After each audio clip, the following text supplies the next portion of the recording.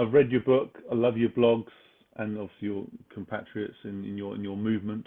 As you travelled around the world, when you could travel around the world, and you thought of, and you have spoken to lots of different and I like the diversity of people, organisations, which was refreshing. It wasn't just West Coast US or the UK or the Netherlands or whatever.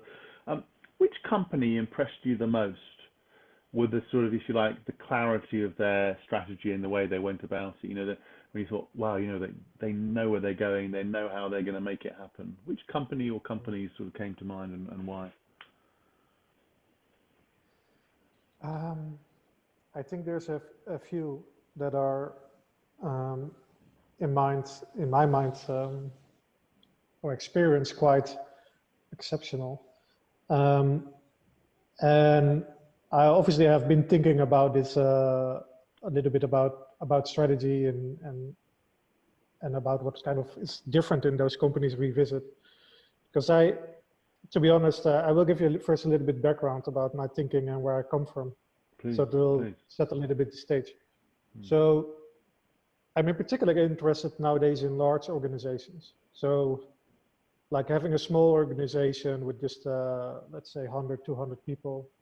I think strategy and any kind of things that happen inside the organization in terms of direction, I think is very much still like basically influenced by the founder or by the CEO or like like a small group of influential people. Yeah. And I think then strategy is more of like kind of an exercise in communication between the top leadership team or the foundation teams and the rest of the organization. And I think the biggest challenge that you see happening with many of these companies, if they scale to large size, like let's say thousands of people, then I think this kind of questions about strategy, but also organizational design and stuff like that become very interesting. Like how can we make sure that we organize your firm or your organization in a way that I think is still kind of connected to the strategy or the vision from those early days. And I think there's just not many organizations that do that in a progressive way. We wrote about a few of them. I think there's a few outliners that I think are very exceptional in how they do it. And they are also, I think, the poster boys of this kind of new way of working. And so you hear a lot about Haier, which I think is the Chinese manufacturing firm. I think they have a very clear strategy by being completely focused around the customer and having this kind of internal mechanisms, market-driven mechanisms. Let's be sure about that. That kind of provoke entrepreneurship and innovation to the front line of the business. And so this for me would be an example of a company doing strategy, executing strategy different, and do it in a really like an inspiring way. Same would be Buurtzorg, the Dutch healthcare organization here in Holland, having this very clear, also this clear simple purpose of providing the best possible care for the people that need home care at the house. And they are like 15,000 nurses now, or 14,000, I think. And I would say their strategy is much more about making things simple and using common sense to be able to provide the best possible care to the clients by enabling professionals at the front line to do to enable them to do the job they can do best, right? And they know how to do that best. And this, I think, simplicity, I think is I think many organizations know why they exist or why they existed or why they have ever started, right? Like a Buurtzorg started for this kind of healthcare. Haier started as a like home appliance manufacturer, and they know they have to make this kind of home appliances, and they know they can only exist if they serve the customer in the best possible way. So they they have applied this kind of principles of innovation and entrepreneurship to provide their front line with those kind of the tools and the need to make that happen.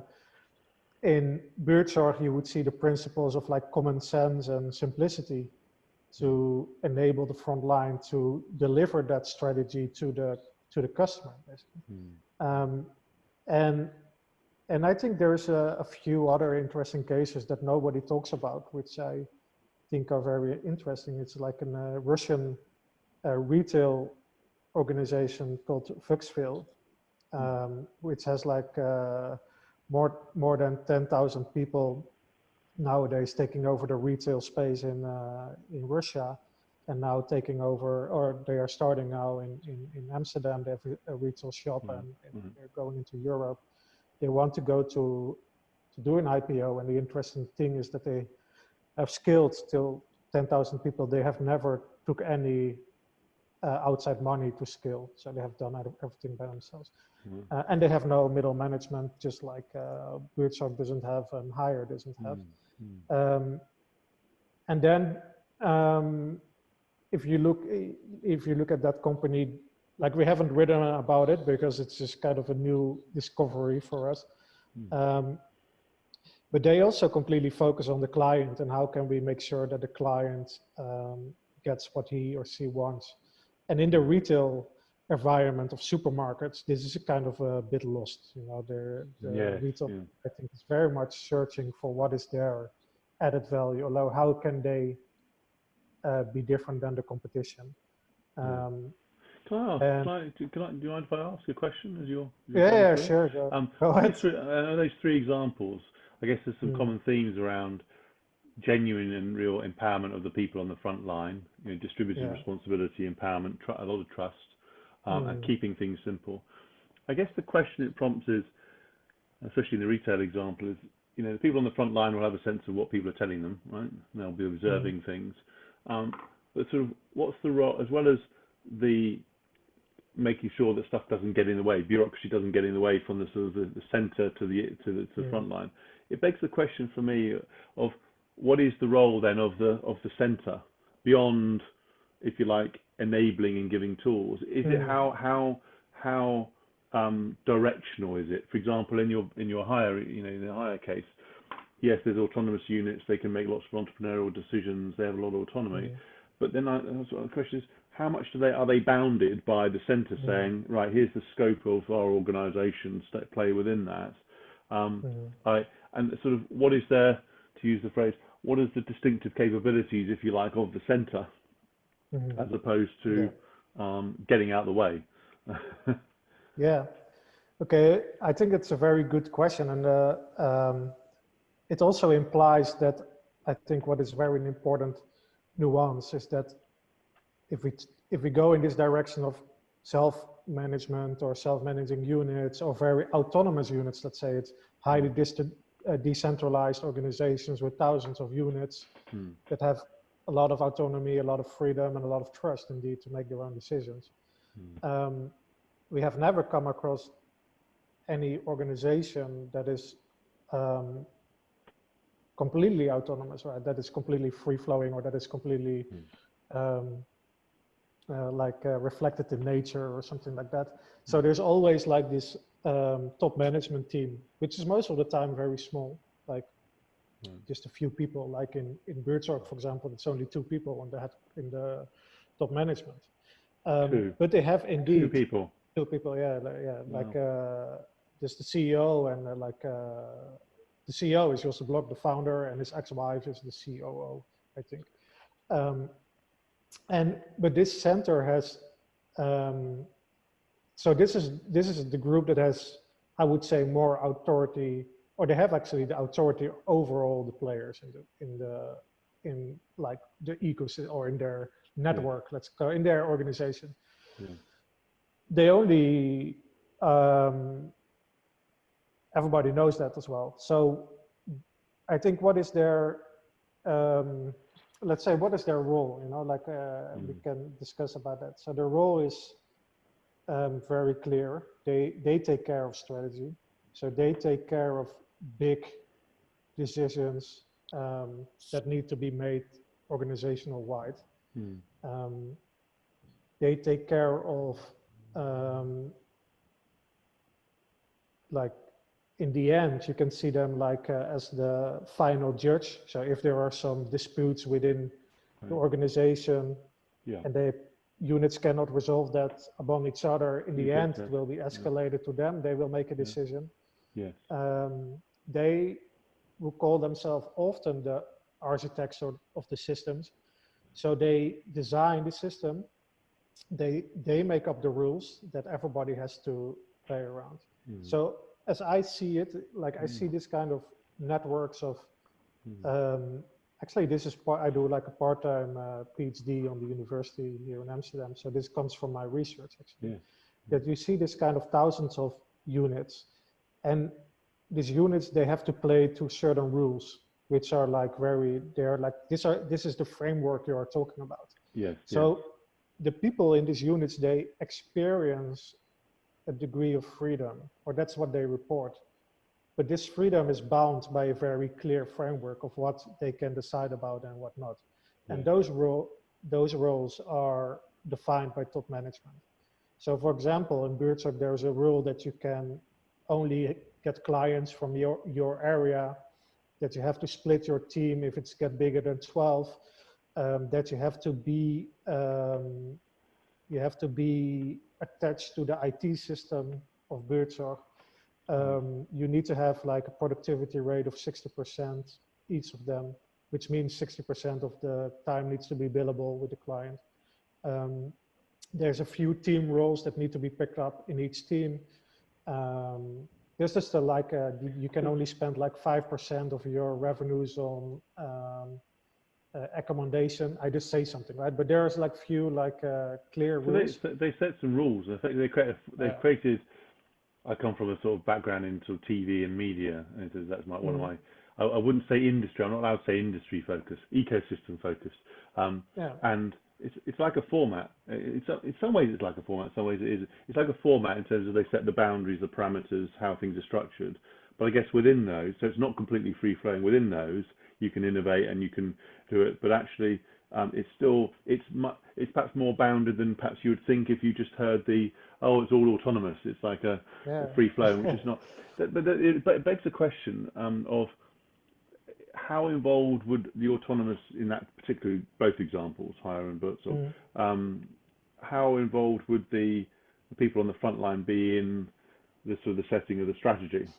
Because there's a big thing, a big theme in many not all, but many organisations of much more not only open innovation but open strategy, crowdsourcing ideas, etc. As a ongoing process rather than just a sort of let's do it for a day in the summer months when we're bored.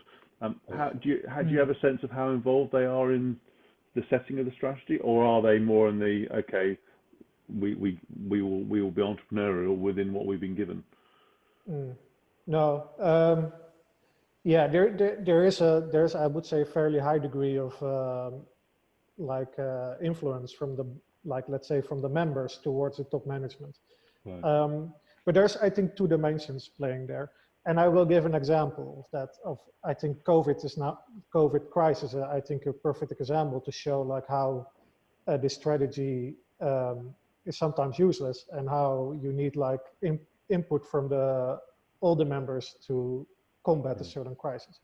So Buurtzorg, for example, they have this clear vision, they have the clear values, the autonomous there's clearly a set of rules that they have to play along. So it's like the rules of the game, you can say them, right? And I would say if you cross the rules of the game, you will be punished faster in that kind of organizations than in traditional organizations.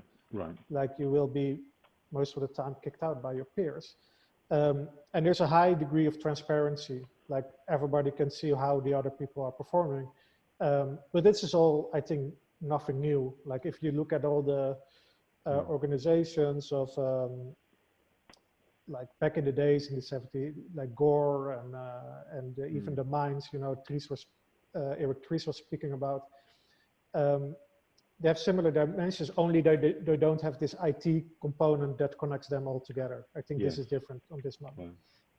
And the top leadership is also using that IT capabilities to communicate the strategy they want to go on with all the members of the organization.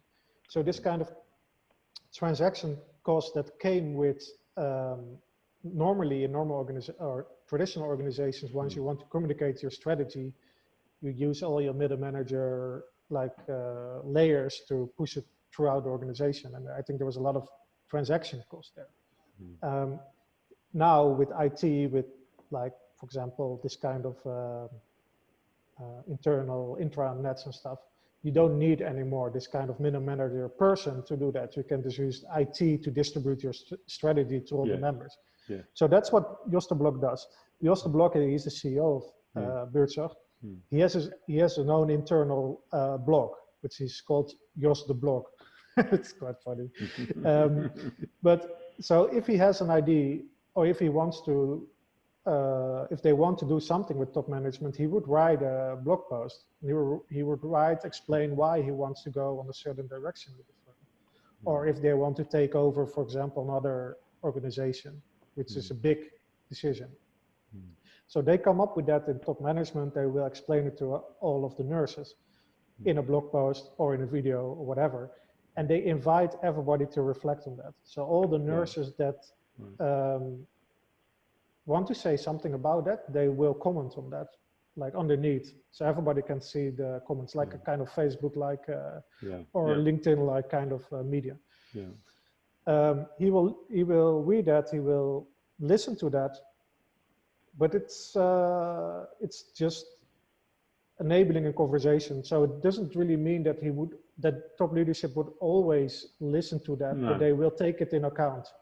Also, this means that that members that can have a good idea, or that have a good idea, they can post that on the internal web and everybody can see it to adopt it. Just to give you an example, during the COVID crisis, for example, you would expect, you see a lot of CEOs in traditional organizations now every week doing an update about how they're going to combat. That didn't happen in Buurtzorg. If you see the Buurtzorg, the internet now, Joost only commented, wrote a blog post, maybe like 6 over the last couple of months. So he was quite normal in his communication style. But what they did is they kind of established in the headquarters, but because they have a still small headquarters, they established a team, which they call the crisis team. And that crisis team was made up of top leadership and a few other people. Some experts in the field, I think some nurses, and they would gather every day the information from all the teams. They would kind of curate what are the good ideas, what are the best practices. And they would communicate that back in the business through like the intranet. So the top leadership becomes more of a curator of good ideas that happen on the grassroots. And they use their authority to spread that throughout the firm. The same happened. It's a very different mindset. Obviously, it's a different approach. It's a very different mindset of saying, okay, I'm the person on the top who has to be the fount of all knowledge, and I will sort of tell you the answer at a time when this information coming. Yeah, exactly. So they don't regard themselves as like the centralized. They don't, because a lot of people were like now wondering are they going to take like a centralized approach to crisis management? But they didn't. They just let the solutions like rise from the bottom, from the nurses themselves, and they spread that among each other. And the top leadership is there just to create the best ideas and to spread the ideas to the others, because this is I would say the flip side of this kind of organizations. The top leadership is also seen sometimes as like godlike figures, like as not differently than in traditional organizations, but because also if you would regard Elon Musk or whatever, they also I think within the organization regarded as godlike. So if they would say something, if Joost Minnaar would say something, I think it's best for the organization to take over this firm. As a nurse, you must come with a very good arguments to go against that, right? So his voice is, it's the same as the other voices he would say himself, but obviously his voice is like weighs a little bit more than the others in terms of expertise and leverage. And people will know that, right? And you know, because they're guessing there's not a magic number, but many exec teams will have 8 to 12, 8, 10, 12 people, and that whilst there'll be a CEO figure, they will have perhaps more explicit power across the organisation, and hence those conversations will be if the CEO has, you know, is in a physical or virtual room with that number of people around him or her, that's a pretty strong weight of, you know, challenge. Whereas I guess the difference here is obviously they'll be putting out either the blog post or the idea, and they'll have a whole range of people, right? Different styles, much more greater diversity of people and scale. But ultimately, if they want to make a decision on their own, they could. But I guess over time, if they were continually making bad decisions, apart from the performance, not to do so well, the system could quite easily break down quite quickly, right? That's the whole. It works when it when those flows work, but yeah. But what you see, for example, which is a kind of curious situation happening in Holland at the moment, is that at Buurtzorg, all the teams they bought their own like masks, protection gear. I read that. Yes. So they were way more efficient in combating the situation of COVID. And they were rather than waiting for a procurement manager somewhere to do it all on their own. Exactly. They all had they started to make the stuff themselves. They had all kind of creative solutions. And the Dutch government had decided, oh, we have to do this like in a centralized way. We have to buy this kind of equipment. And Joost Minnaar said, no, I'm not going to do that. My nurses can do that themselves. And we handle this ourselves as an organization. And it's similar to, so this kind of strategy is more kind of a result of having a conversation with all the members in the organization that want to contribute to it. And there's many that don't want to, right? So it's not like there's a lot of conversation going on. But there's a few people that if they would think they can have some added value on that point, they will for sure raise their voice. And this is the same thing in hire. Many people think that in hire, the top management comes up with all the new ideas and like going on this kind, every 5 years they have this kind of big transformation paths. I have been there like many times over the last years, not last year. I was in January last time, and I don't think I will go back soon to China. But what they have a very curious practice there. That's what they call like the Saturday board meeting. So every Saturday, because they work also on Saturday in China, there is this kind of a board meeting with the board. So with the CEO Zhang Ramin, and with some other people. And during that board meeting, there will be the best practices there will be discussed to the board. All right. Okay. And they will listen to that, and they will then say, oh, okay, this sounds as a good solution, or this sounds like a solution to a certain problem they have. For example, they ended up with a lot of competition in these micro enterprises doing business with each other. So they wanted to have more collaboration dynamics. So there was a few pockets of the organization already doing that. They created their own solutions. So they pitched that idea to the board. And the board said, oh, this sounds like a good idea. Let's distribute that to the rest of the organization so they can adopt it faster. So they have this kind of really clearly business rhythm of daily or weekly. It's quite systematic, because it's easy to hear some of the stories and either you hear them in the wrong way or you make interpretations of them and you think it's all loose and friendly. And actually there are proper structures and processes in place. Can I just shift to one thing, which is, obviously you talk in the book and your other work around the shift from sort of, if you like, profit to purpose and values. And I get it, and I believe in it. But there's part of me thinking, don't the two really have to go hand in hand when you're thinking about an organisation? You know, they're not separate. They actually have to come together. I just wondered what Yeah.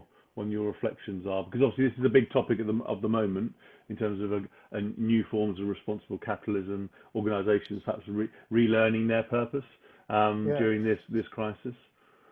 Um, yeah, I think you're completely right. They go hand in hand, and or I don't. Yeah, they go hand in hand, and I think that it depends a little bit on where you put the emphasis. Do you put the Yes. emphasis of earning money, or do you put the emphasis of chasing a purpose and using and earning money so you can increase that kind of flying wheel to Yes. be able to um, get closer to your purpose? And none of the organizations I speak to that I spoke of now before will tell you that they don't want to earn money. All of them want to earn money, but they don't want to earn money and violating their purpose. So their purpose actually comes first, and the purpose is almost always connected to the customer. How can we, unless we talk about Patagonia or organizations like that are really looking at the nature, for example, or environment. But if we look at Buurtzorg, it's about how can we create the best care for the customer. But they need to make money to scale.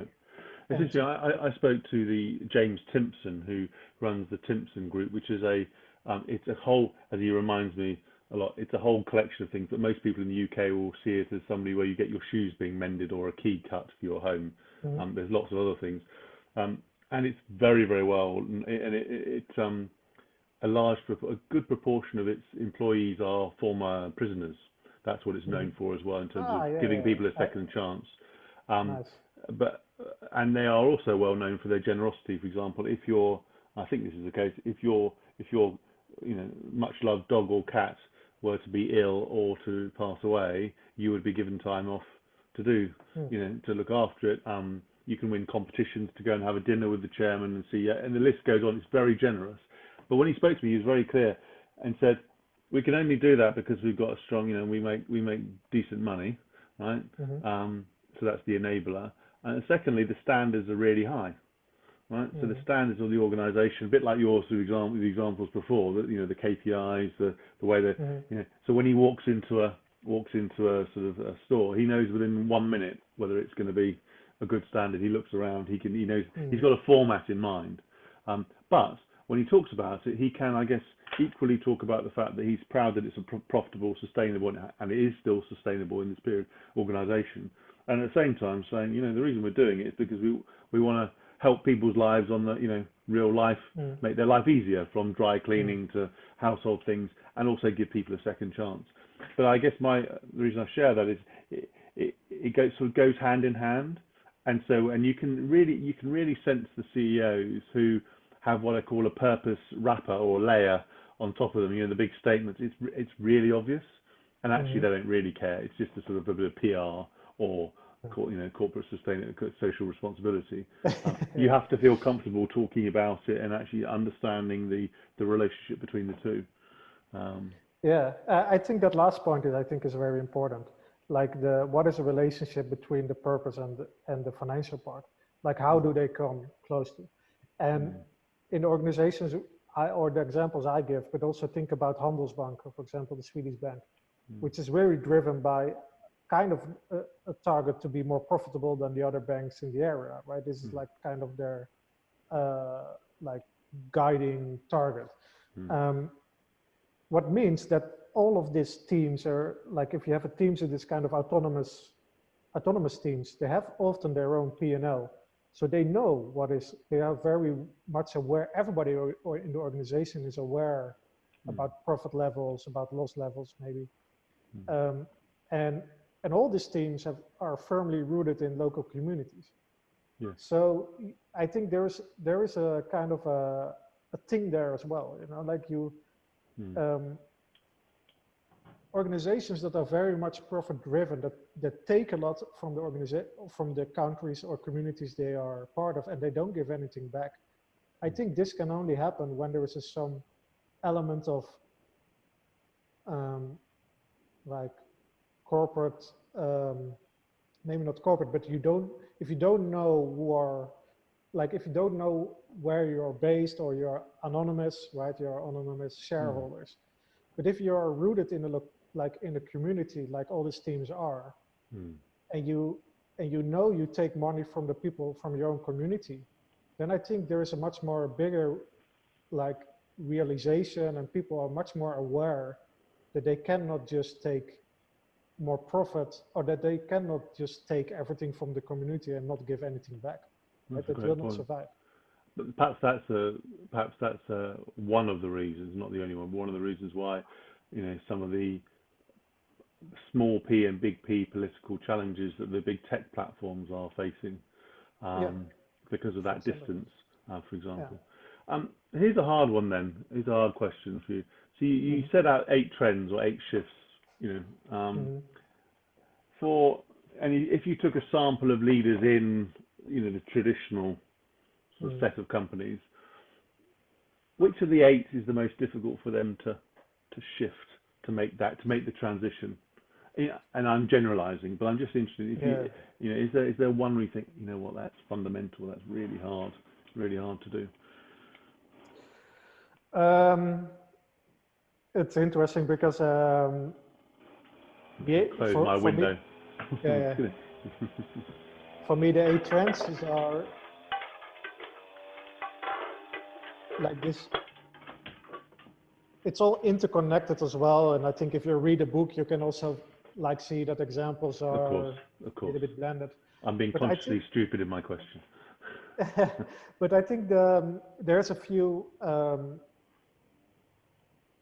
Obviously, this kind of point of purpose and profit is a hard one, but I think that doesn't really matter. I think you can still be very much profit driven and still create like a very engaging environment for employees, right? I think it can go hand in hand. As long as the people that work in your organization are also driven by making money. If that is their purpose, then this is I think in hire you would see a very entrepreneurial environment, which is more based, I think, on profit than on purpose, to be honest. Right. But the hardest part, I think, is the trend. It's a combination, I think, of trends.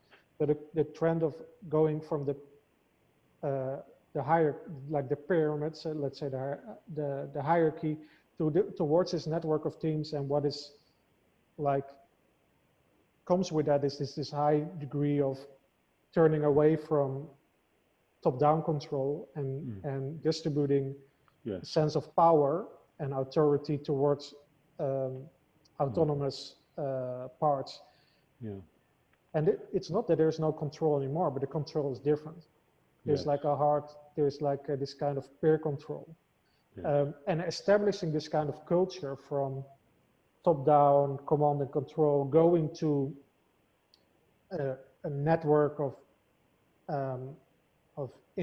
semi-independent units where you need a lot of trust and where you need to have a lot of distributing power. For a lot of leaders, this is difficult because they don't truly understand how that works and how that can work, and what kind of things you need to have in place to make it. And I think this is because there is a lot of there's a lot of myths about these organizations, a little bit like what you reflected before, free flowing, everybody can do whatever he wants. There is fun for everybody. This is completely bullshit. If you look at these organizations, they're much more structured. They're much more, what I said, like these frameworks are very clear for everyone.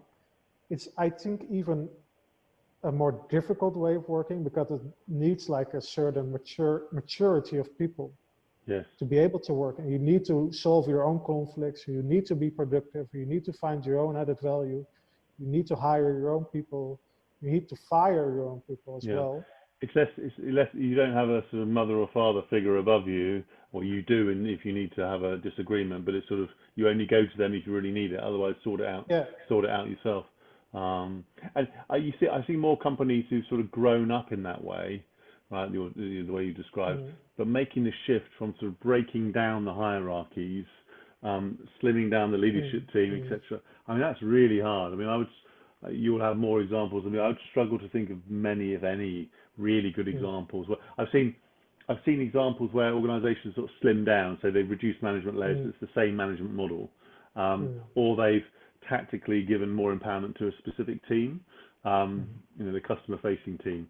But the rest Yeah, of the yeah. organisation is still the same, which Yeah. creates its own challenges because you've got one which is Mm. highly distributed and the other one which is highly hierarchical. Have you, apart from because Hire and Buurtzorg, they've sort of grown up in that way, right? Mm. Oh, Hire, No, no, uh, Hire, yeah, they've sort of grown up in that way. Could you think of a real legacy organisation where it's made that flip? like Hire has definitely transformed, but they have been transforming all the time. Like you Yeah, have to, yeah, if you think about Russian or Chinese companies, they don't necessarily come from the hierarchy tradition, right? indeed. They implemented that because of us, Yeah. because they thought that was, Yeah. so that's what they would say. We I tried have a West. hierarchy. I have a Western mindset. You're good to challenge Yeah, yeah, that. Yeah, yeah, yeah. Fair me, enough. me too. Yeah. But to answer your question, like a truly legacy business, like a famous one, Mm, um, no, I don't know. I think they are not there. mm, mm. What I know is that there, like Buurtzorg has transformed to other healthcare organizations. Like the leadership has gone to other Dutch healthcare organizations to change them. Mm. Um, with both of them like 5,000 people, something like this. Right. Um, by really restructuring back office first, like restructure finance, restructure um, um, things like legal, all the HR, Yes. completely get rid of like many back office functions that are only there to control. Which Yeah. makes me think of one example that has been transformed, which is Handelsbanken. Yeah. Handelsbanken was a very traditional bank in the 70s, and they have Mm. been transformed in this Yeah. way. Yeah. Um, and there is a group of businesses in Bilbao, and we write about this, Mm. K2K in the Nair group. Yes. Um, and they managed to do that very well, but I wish there was another company, like more famous one, like Mm. Mm. Daimler, whatever, company Mm. like that. I must say we have a lot of interest nowadays from companies that want to go in this direction. So I think we are Mm. one of the few people in the business that write a lot about the practical, like how it in Yes. like the practical world of Yeah. organizing without self-management. We have a few people very interested in transforming, Mm. and it's only one case I would say that is truly that where there's a CEO that I coach some CEOs, like I think like you. So every month I have talks with a few CEOs, and I only talk with the ones that are truly want to um, transform without middle management, for example, go in this direction. And there's Mm. only one I think now of that is interesting, which is an Indian firm, which Right. is interesting. But that CEO is very influenced by Buurtzorg and Hire, and it takes like a long time before they can internalize, I think, this kind of ideas. And Mm. what I think they should do is go visit those organizations. So that's what we tell Yes. them to do. Go Yes. talk with the CEO of Buurtzorg, go talk with CEO of Hire, and then make up your mind if you truly really want to do this, Yeah. because it's a completely different way of leading. And also make sure you do it in your own way. I see a lot of, Yeah, in yeah, my own space, I see a lot of people, in effect creating the Amazon or Netflix or Google strategy for themselves, and you think, geez, or you yeah. have to learn from it, but apply it yourself. You touched there on the sort of the personal dimension. You said you were coaching some CEOs. Mm, You would have seen many and researched many successful organisations. What were your mm, reflections on the personal stories of the leaders? And the reason I call that mm, out, just to explain it, is mm, I did a number of interviews of leaders, and on any measure, their transformation was successful. Their own personal journey was more mixed because these exercises are incredibly demanding. They have to be very focused. It takes everything out of you. And I'm not suggesting I have a magic wand where you can have corporate or organizational transformation beautifully melded with personal happiness, resilience, and/or transformation. But often there's a big trade-off, and I just wondered whether you had any reflections on the personal stories around the leaders you met and spoke with.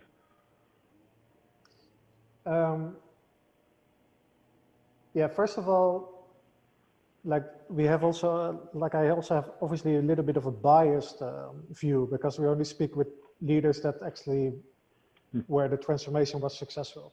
So I never really spoke to, you never hear the stories of we tried to transform and didn't work and it failed.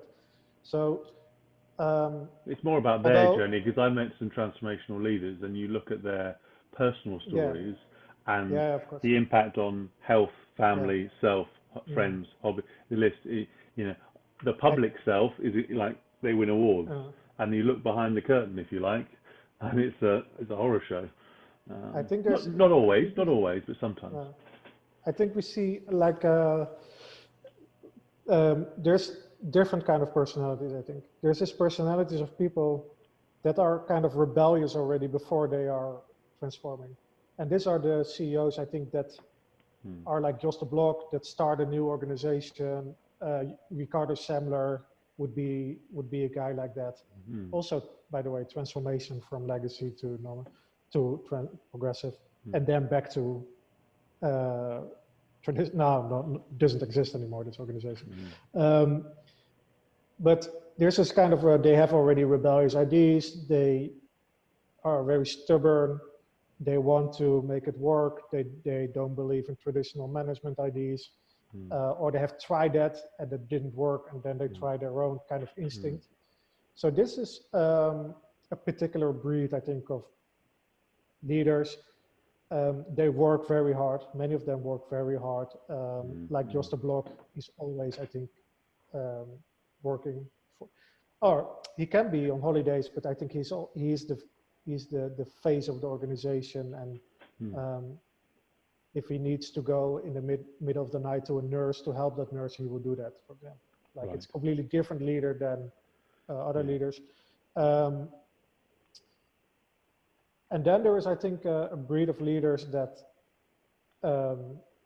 are at the top of the organization. They do relatively well, but they hit like a certain crisis, either in the personal life, like maybe somebody pass away in their family or whatever, close to them, or they get addicted. We have a couple of stories of leaders that get addicted to drugs, ladies, or liquor or whatever, and they have to go in rehab, and then in rehab they realize that the company is just doing fine without them, and then they start this kind of soul searching, I would say, and they start to trust their people a little bit more. And there is now a new breed of people we met that are inspired by this new way of working, and they start to transform. So, but I think this is a relative new thing, because you have to, then we don't really know if these people have really truly if they really truly believed in these ideas. Yeah, I have also had a couple of stories that, not always, but that this kind of transformations take a lot of energy, a lot of time. Brutal. Somebody, quite the term that it's been used on me, brutal, and brutal and inspiring, and legacy and so on. But actually, at the time, can be very exposing, very brutal. It's a level of exposure because on one hand, you're passionate about the impact you want to have on end customers, citizens, the employees. At the same time, you are exposing more of yourself because they want to understand you, how you think, where you come from, and so on. Can I just ask a different? Sorry, go on. Can I like the other thing? I think what is like the one role of the top management is also to protect the organization from outside, like to protect these autonomous members of the organization from outside forces. Yes. And Yes. this is also something that can be, I think, quite tough. Like, for example, we write about this example of Frank van Massenhoven that transformed the Belgian Ministry of Social Security. And if you do that, this kind of transformation into like in a governmental division, there's a lot of pressure from outside. Like he was not a minister, he was like just the head of this department. Yes. So then there's a lot of outside forces that you need to you're kind of the umbrella for the organization to protect the rest. And this also needs, like, I think he told us, like, it takes quite a little bit of, courage to tell everybody, if something happens to this organization, even if it's not my fault, I will be the one that takes the responsibility. Yes. And not all leaders are willing to do that, right? They rather kick somebody out, or they say, it's up to me, because I started this transformation. No, that's a great point. One thought on a lateral theme. You did a lot of research. I'd be fascinated with how you found your examples. Some will be more obvious than others. You probably have to sort of look around and stuff. But you travel around the world. You spoke to lots of companies. Or, as I said at the beginning, a real mix of companies as well. And your book is arguably, in my view, not arguably, but some would say arguably more practical, as you say, in terms of what you actually do with it. What has been the reaction within this sort of management, academic sort of circles to your research, your book, and your movement? Like in the I think we have to shift two things, or we have to kind of take two things apart. So Corporate Rebels started from our frustration with the corporate world and in our jobs, and just purely all these examples we went to were purely out of interest. And we didn't have like a checklist, like a company needs to do this, that, or that, and then it will be on our bucket list and we go there. It was more like we read something, and I'm a very skeptical guy. So if I read a book about Google, or if I read a book about I don't know, Spotify, I want to go there and speak with the people and ask if that's really true. Yes. And if it's still true, and if that's true, like how do they make that happen on a day-to-day basis, and what can our readers learn from that? Yes. So that's how Corporate Rebels started. After a while, we interviewed also a lot of academics, and many of these academics, they told us, "Oh, nice what you do there, but in academics we already know all of that, and there is like a lot of things I already know you write about, and you have to go in and read it for yourself, or to contribute there as well." So I said, "Okay, I'm up for the challenge, so I'm going to do a part-time PhD." So I went to the university in Amsterdam, started this part-time PhD. And basically what I found out is that you need to have like a very small angle that you're interested in academics. We talk in Corporate Rebels about all kinds of things. Academics, the first thing they told me, you cannot do that. You have to go zoom in a smaller area and explore that in more depth.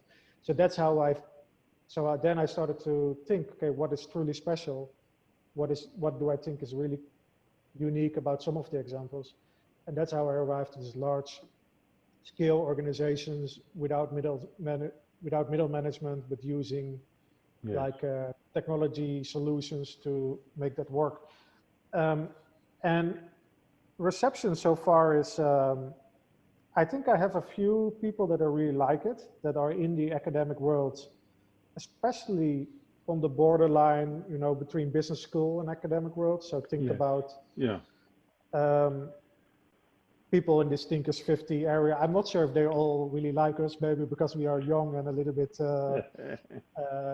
trying to poke also the status quo also in that world. I think there's a lot of status quo, like a lot of ideas that are rebranded. And I agree. And also, if I may interject, firstly, I agree. There's a lot, and having looked at this and written quite a lot myself, there's lots of sort of shades and colors And and it's like, well, what's the breakdown? I've spoken to a number of professors as part of this exercise, and a few of them, and I won't name them because it was more of a confident. Their views, there hasn't been a lot of breakthrough new ideas in the strategy part.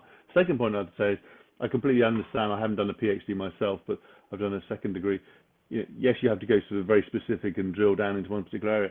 It makes it harder unless you have an aggregator as for the recipient to use. If you're a leader, you sort of, well, I want a little bit of, let me think, a bit of grit, a bit of psychological safety, a bit of empowerment, accountability.